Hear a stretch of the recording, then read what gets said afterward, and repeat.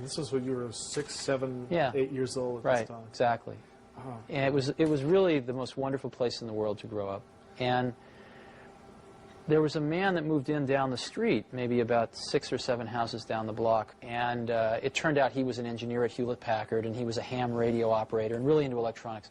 And I got to know this man whose name was Larry Lang, and he taught me a lot of electronics too. He was great.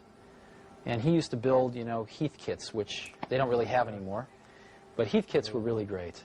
These Heathkits were these products that you would buy in kit form. You'd actually pay more money for them than you would if you just went and bought the finished product, if it was available. But these Heathkits would come with detailed manuals and on how to put this thing together, and all the parts would be laid out in a certain way and color-coded, and you'd actually build this thing yourself.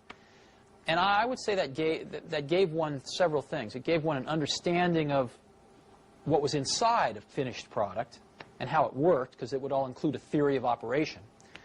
But maybe even more importantly, it gave one the sense that one could build the things that one saw around oneself in the universe. I mean, you see, these things were not mysteries anymore. When you looked at a television set, you would think, well, I haven't built one of those, but I could. There's one of those in the Heathkit catalog, and I built 2 other Heathkits. So I could build a television set. I could build, you know, things became much more clear that they were the results of human creation, not these magical things that just appeared in one's environment and one had no knowledge of their interiors.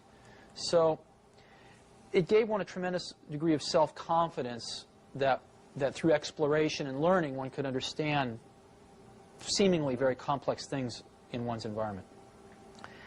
So, you know, my childhood was very fortunate in that way.